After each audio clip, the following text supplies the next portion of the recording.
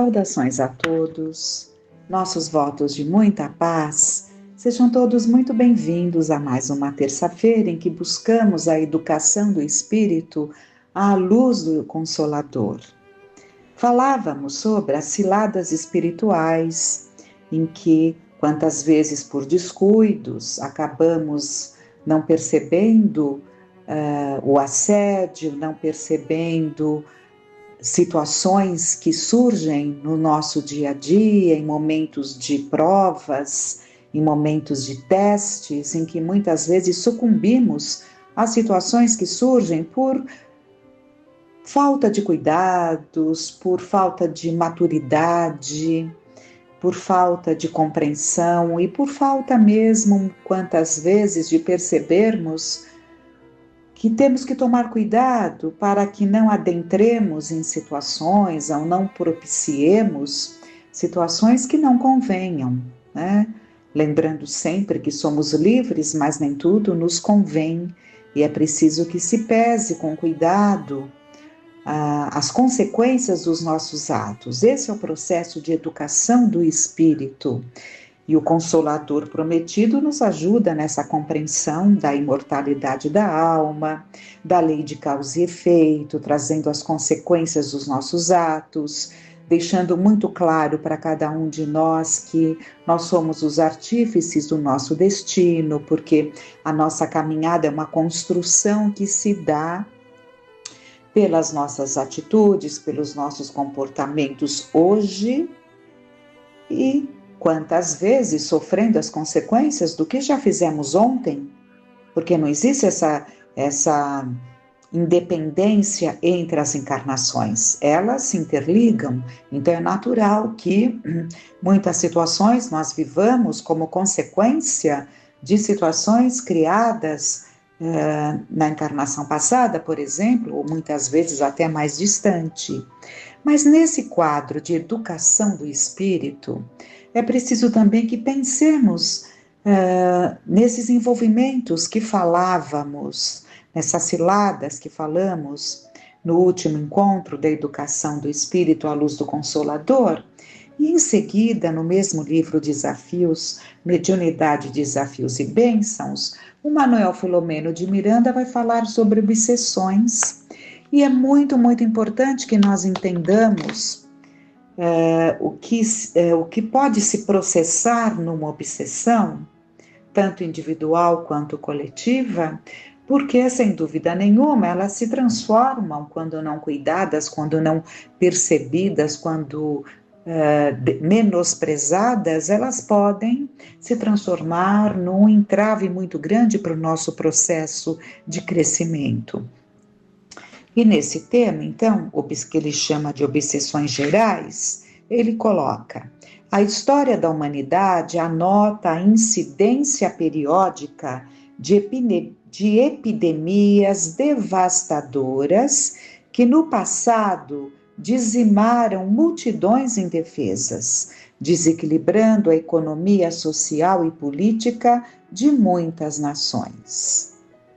Entre essas calamidades, periodicamente surgiram e se desenvolveram distúrbios outros que, sob denominações variadas, infestações, as denominações que são dadas, infestações, possessões, convulsões, dominações demoníacas, tornaram-se tormentos espirituais que catalogamos como obsessões coletivas, né? Então vem a doutrina e esclarece que tudo isso, que essas situações que foram pontuadas, né? Temos ali os dados de que a humanidade viveu durante aí toda a sua trajetória.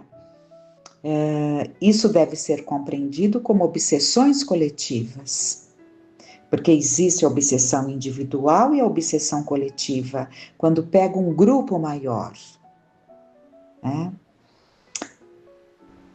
A gente sempre lembra quando se fala mais recente, tivemos há umas décadas atrás uma obsessão coletiva em que um grande número de pessoas se suicidaram na Guiana.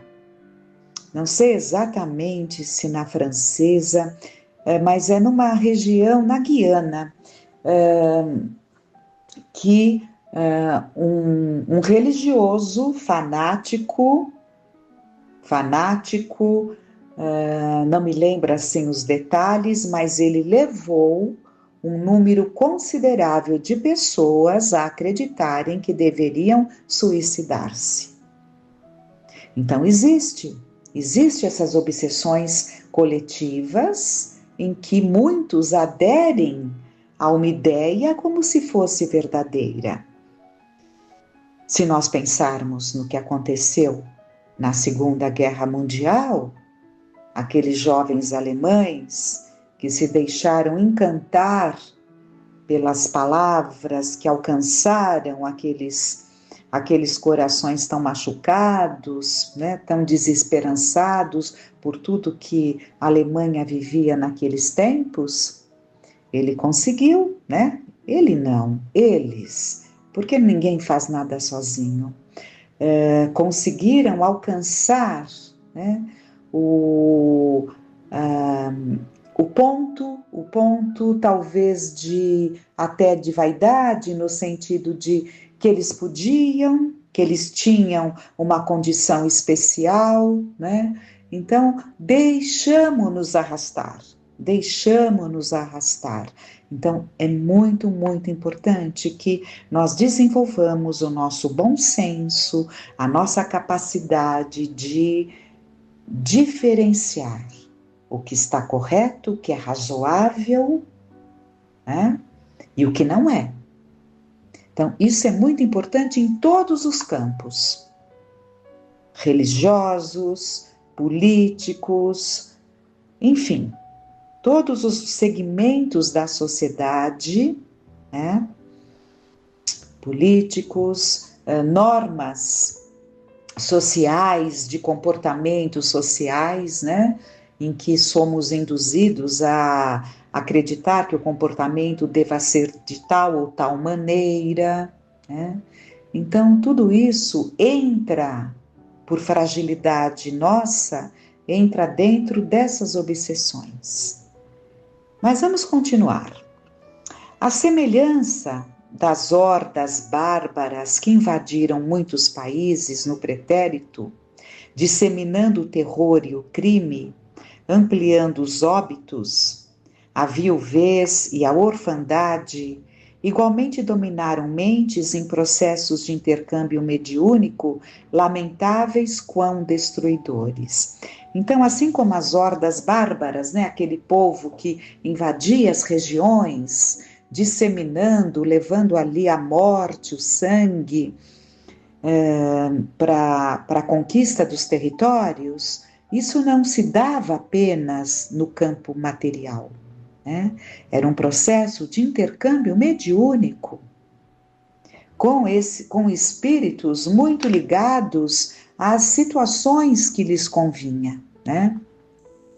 Então, loucuras que irromperam de inopino em grupos sociais, religiosos e políticos, tomaram conta de massas infrenes que se faziam conduzir por espíritos inferiores em provações dolorosas de curso demorado.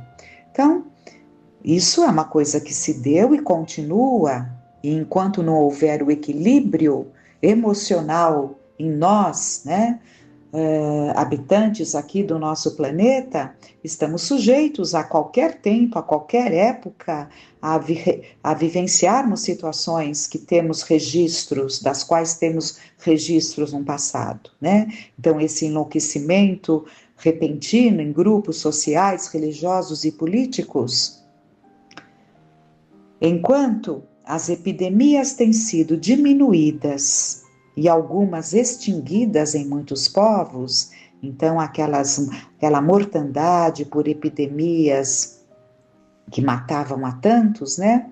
E com a evolução da ciência, é claro que isso foi tomando um outro aspecto, Graças às conquistas, continua ele, graças às conquistas das ciências e da tecnologia médica, as obsessões coletivas prosseguem, submetendo mentes e corações humanos que se deixam arrastar em contaminações incessantes. Então, se já não nos contaminamos tanto com as epidemias ou com as pandemias, mas as nossas mentes continuam muito frágeis. Muitas vezes considerados como ônus que a sociedade paga ao progresso, guerras, decadência ético-moral. Então, a Terra já viveu muitos períodos de decadência ético-moral. Né? Um dos que, entre tantos, marcou muito foi a decadência na época do Império Romano, né? A devassidão, a falta de bons costumes, né? Então, foram tempos muito difíceis que ocorreram, né? E isso, agora nós vivemos tempos, na época de Jesus aqui, né? Como se dava isso, né? Que foi justamente a época do Império Romano, que durou muito, né? O Império Romano durou muito, 900 anos. Impressionante, né? Mas nós temos ali aquela decadência, uma decadência imensa ali dos valores, né? E estamos revivendo tudo isso, essa decadência. Então, muitas vezes considerados como ônus que a sociedade paga ao progresso, guerras, decadência ético-moral, perversão social e política, alienações, ainda não receberam conveniente análise e combate dos organismos da saúde mental ou das entidades encarregadas do equilíbrio social. Com certeza, ainda falta muito para se atingir o equilíbrio, tanto que esse mês de setembro é um mês em que somos conclamados a pensar mais nos transtornos mentais, nos suicídios, né? Porque é algo que está se tornando muito, muito intenso. Então é preciso que se busque a causa de tudo isso, desses desajustes tais que nos atingem, no emocional. Evidentemente que o que falta, por que nos deixamos levar de arrastão? Porque está faltando uma base firme, uma base segura. Quem que pode nos dar uma base firme e segura para que nos sintamos fincados com raízes firmes na determinação do bem? Só mesmo nos voltarmos a Jesus, nosso Mestre, que vai nos conduzir a Deus, né? Então não há outro caminho. Mas o Filomeno continua. Porque nesses seres ainda predominam, aliás, a obsessão é mal que avassala as vidas na Terra, em razão da própria inferioridade do planeta, considerando-se os espíritos ainda primitivos que o habitam. Então, ainda temos muitos espíritos primitivos, espíritos que ficaram muito tempo na erraticidade e estão tendo as últimas oportunidades ou já dado o caminho, né, já o tempo passado aí que vivemos o Consolador, já na última encarnação, na última chance de encarnação na Terra antes de serem atraídos, conduzidos para mundos inferiores para continuarem lá a sua caminhada evolutiva.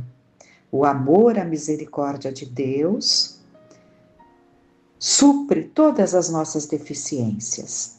Aquele que não pode continuar na Terra porque ela está se preparando para ser palco de tempos melhores, Não será condenado ao fogo do inferno, como algumas crenças entendem, mas será conduzido a mundos difíceis.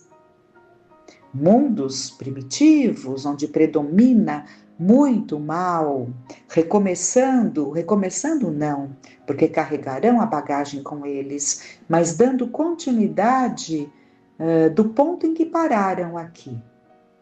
E se não puderem retornar é porque são muito recalcitrantes e precisam desse remédio amargo que os acordará. E quando acordados e modificados, poderão retornar à Terra. Mas dada essa necessidade de todos terem a chance, muitos espíritos perversos, difíceis, endurecidos, tiveram a oportunidade do retorno. Por isso que vivemos esses tempos tão difíceis. Agora nós podemos pensar, e é bom que pensemos, mas Deus permite que nós convivamos com espíritos de padrão vibratório tão inferior? Ora, somos todos pertencentes à Terra. Portanto, todos habitantes do planeta Terra com direito a reencarnar nela. Aquele que está verdadeiramente firme nos seus propósitos, não se deixe envolver. Não é porque nós temos muitos espíritos de má índole encarnado que fatalmente nos deixaremos envolver. Se nos deixamos arrastar no mesmo comportamento, é porque ainda estamos bastante distanciados da verdadeira mudança positiva. Continuando, porque nesses seres ainda predominam as paixões primárias decorrentes dos instintos inferiores, neles não brilha o amor, que seria para o seu estado de evolução a terapia preventiva, possuidora do recurso próprio para preservá-los dos sentimentos perversos em que se entorpecem. Decorrendo da falta deste elan divino, o perdão não lhes ilumina as paisagens íntimas, nas quais as suspeitas, os ressentimentos, os desejos de vingança se homiziam, quando se sentem contrariados, estabelecendo os vínculos de perturbação que atam uns aos outros, os devedores aos seus infelizes cobradores. Nesse pandemônio de paixões, instalam-se as matrizes dos futuros distúrbios que se desdobram em crises de alienação mental e desorganização física. Por uma questão de afinidade, reencarnam-se tais espíritos em grupos, formando núcleos variados e, desta forma, sofrendo coletivamente os efeitos dos atos ignóbeis. No início, apresentam-se como miasmas do exotismo. Exotismo seria assim coisas muito diferentes, né, dos padrões naturais. Então, miasmas é uma terminologia que os espíritos determinam como, quando André Luiz fala ali dos vermes, né, os vermes que nós temos no nosso organismo, vermes que os nossos telescópios, que os nossos microscópios alcançam, porque são da nossa matéria, mas existem, né, esses miasmas, digamos assim, espirituais, porque não são detectados pelos nossos microscópios, né, mas estão lá, devorando. Então, aqui ele fala, né, reencarnam-se formando núcleos variados, no início apresentam-se como miasmas do exotismo, da aberração, das fixações mentais extravagantes que geram repulsa. Pela sua insistência e rápida adesão às mentes que se lhes identificam, fazem-se comuns, normais e criam escolas de comportamento, passando a dirigir as massas que, excitadas, se lhes entregam sem resistência. O surto perigoso espraia-se, deixando marcas profundas no comportamento psicológico e social da evolução humana. Somente o conhecimento do Espiritismo propicia os esclarecimentos para a identificação dessa estranha virulência, ao tempo em que favorece com as terapêuticas para a sua erradicação. Então, o Filomeno, Manuel Filomeno de Miranda, está colocando aqui o bem que o Espiritismo pode proporcionar pelos esclarecimentos, pelo tratamento terapêutico, afastando, diluindo esses miasmas que fazem morada, prejudicando tanto a essas mentes descuidadas. Descuidado da sua realidade espiritual, o homem moderno, embora vinculado a determinadas confissões religiosas, da vida somente considera os prazeres transitórios, que apesar de cansá-lo, prosseguem como emulação para a continuidade da sua existência física, frustrando-o, amargurando-o, em cujo processo fica vulnerável à afecção espiritual. O que ele está colocando? Que o homem, mesmo ali ligado a uma religião, é um exercício, Vamos tentando nas religiões que abraçamos, nas diversas formas de crença, mas o objetivo é uma mudança positiva, uma reforma íntima, como se fala, Mas o que fica mesmo, embora até se buscando, frequentando, fazendo parte das nossas vidas uma religião, seja ela qual for, mas quantas vezes continuamos, o que nos move mesmo são os prazeres transitórios, são as pequenas alegrias rápidas, fugazes, mas que nos sustentam e atrás das quais estamos correndo sempre. Daí esse vazio, daí as frustrações, daí o desencanto pela vida, porque todas essas falsas alegrias não preenchem, não alcançam, não iluminam o ser. Uma cuidadosa reflexão bastaria para distinguir-se entre um comportamento saudável e outro alienado, entre um psicopatológico e outro de natureza obsessiva.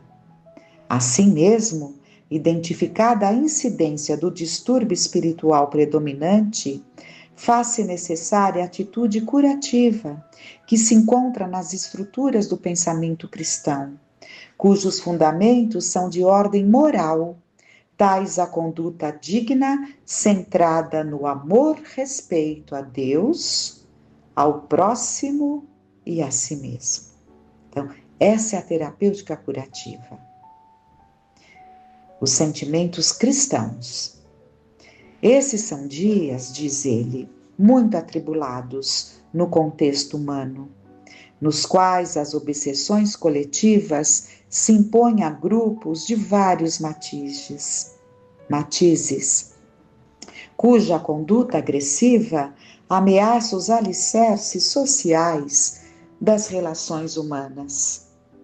Caso a criatura prossiga negando-se à mudança de comportamento para melhor, passando a abraçar as lições de Jesus Cristo e vivendo-as, as soberanas leis, então, caso nós nos neguemos a isso, as soberanas leis se encarregarão de alterar-lhe as paisagens espirituais, utilizando-se do recurso compulsório da reencarnação, direcionando para mundos primitivos aqueles que lhes são afins e interrompendo o ciclo histórico das obsessões, a fim de que o amor inunde as vidas e irmane as criaturas, enquanto na Terra se instalam os alicerces para a construção do mundo de regeneração.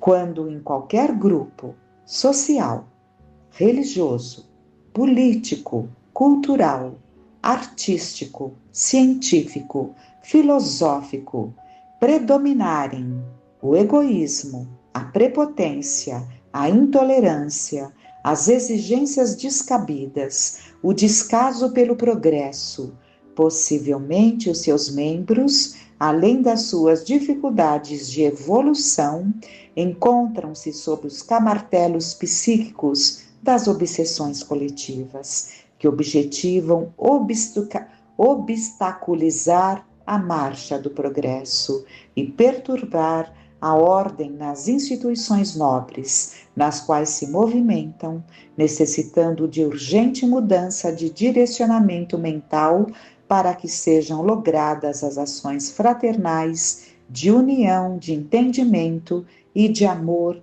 entre todos.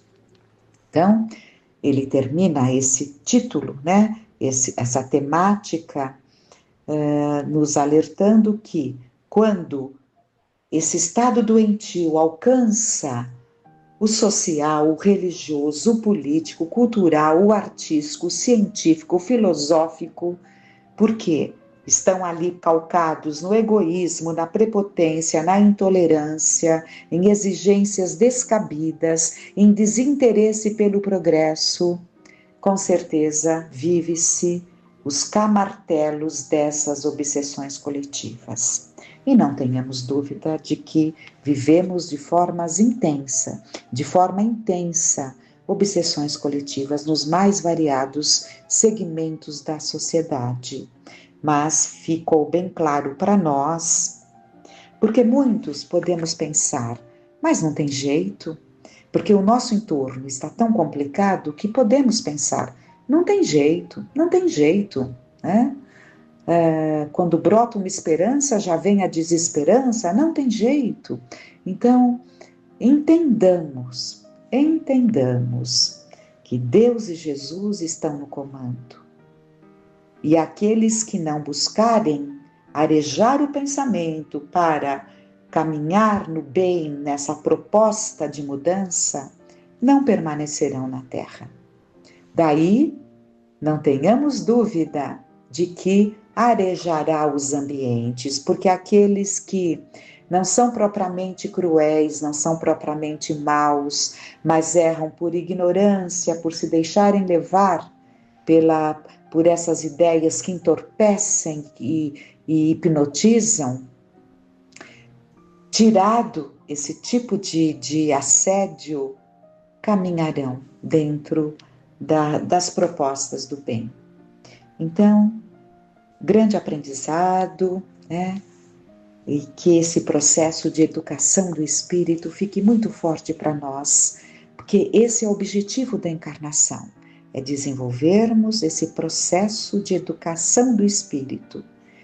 E como pauta principal, que é o que dá o sustento, é o alicerce, é a lei de amor trazida por Jesus, em que devemos colocar como prioridade o amor a nós mesmos e ao próximo.